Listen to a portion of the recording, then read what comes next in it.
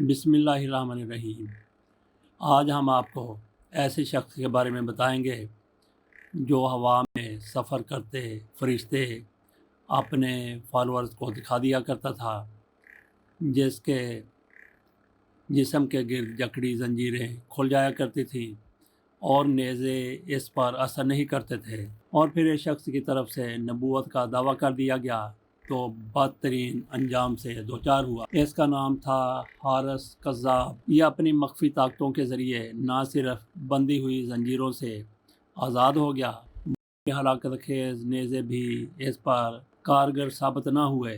کہا جاتا ہے کہ جو شخص بھوکا رہے، کم سوئے، کم بولے اور نفس کشی اختیار کر لے، اس سے بعض دفعہ ایسے افعال صادر ہو جاتے ہیں جو دوسروں سے نہیں ہو سکتے، اس کو ایسی قوتیں حاصل ہو جاتی ہیں۔ ایسے لوگ اہل اللہ میں ہوں تو ان کے ایسے فعل کو کرامت کہا جاتا ہے، اور اگر اہل کفر یا گمراہ ہوں تو ان کے ایسے افعال کو شیطانیت کہتے ہیں۔ حارث کذاب بھی اپنی ریاضت و مجاہدات اور نفس کشی کے بدولت ایسے افعال کرتا تھا۔ مثلا یہ لوگوں کو کہتا کہ آؤ میں تمہیں دمشق سے فرشتوں کو جاتے ہوئے دکھاؤں۔ چنانچہ حاضرین محسوس کرتے کہ نہایت حسین و جمیل فرشتے انسان کی صورت میں گھوڑوں پر سوار جا رہے ہیں۔ یہ لوگوں کو موسم سرما میں گرمیوں کے اور گرمیوں میں موسم سرما کے پھل کھلاتا تھا۔ اس کے گمراہ کن افعال اور شعبدوں کی شہرت آس پاس پھیل گئی، اور اس بدبخت نے بھی نبوت کا دعویٰ کر دیا۔ خلق خدا کو گمراہ ہوتے دیکھ کر ایک دمشقی رئیس قاسم بن بخیرہ اس کے پاس آئے اور دریافت کیا کہ تم کس چیز کے دعوے دار ہو؟ حارث کذاب بولا، میں اللہ کا نبی ہوں۔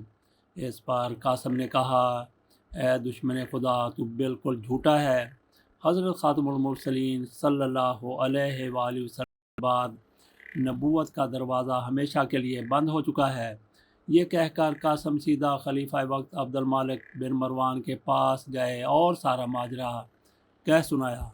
عبد المالک نے حارث کو گرفتار کر کے دربار میں پیش کرنے کا حکم دیا، لیکن اس دوران وہ بیت المقدس کی جانب فرار ہو چکا تھا، اور وہاں پہنچ کر اس نے اعلانیہ اپنی جھوٹی نبوت کا آغاز کر دیا۔ بصرہ کے ایک شخص نے اس سے ملاقات کی اور بہت دیر تک تبادلہ خیال کے بعد سمجھ گئے کہ یہ جھوٹا ہے، تاہم اس کو منطقی انجام تک پہنچانے کے لیے اس کا اعتماد حاصل کیا، اور کچھ عرصے بعد خلیفہ کے دربار میں پہنچ کر سارا قصہ بیان کرنے کے بعد حارث کی گرفتاری کے لیے 20 سپاہی لے کر پھر بیت المقدس پہنچ گئے، اور موقع ملتے ہی حارث کو زنجیروں میں باندھ لیا۔ بیت المقدس سے بصرہ تک راستے میں حارث نے شیطانی طاقتوں کے ذریعے 3 سے زائد مرتبہ اپنی زنجیریں کھلوائیں، مگر یہ شخص جس نے گرفتار کیا تھا وہ کسی طور مرعوب نہیں ہوئے اور جھوٹے شخص کو خلیفہ کے دربار میں پیش کر دیا۔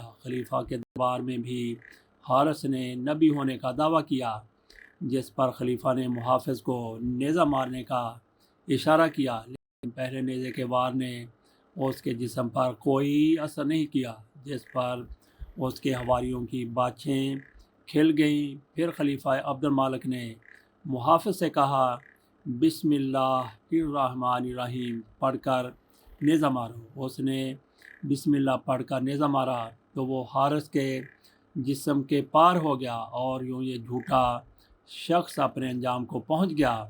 حارث کی شیطانی کرامات، زنجیروں کے کھلنے اور فرشتوں کے نظر آنے سے متعلق علامہ ابن تیمیہ نے اپنی کتاب الفرقان بین اولیاء الرحمن و اولیاء الشیطان میں لکھا ہے کہ حارث کی زنجیریں کھولنے والا اس کا کوئی موکل یا شیطان تھا، اور فرشتوں کو جو گھوڑوں پر سوار دکھایا جاتا تھا وہ فرشتے نہیں بلکہ جنات تھے۔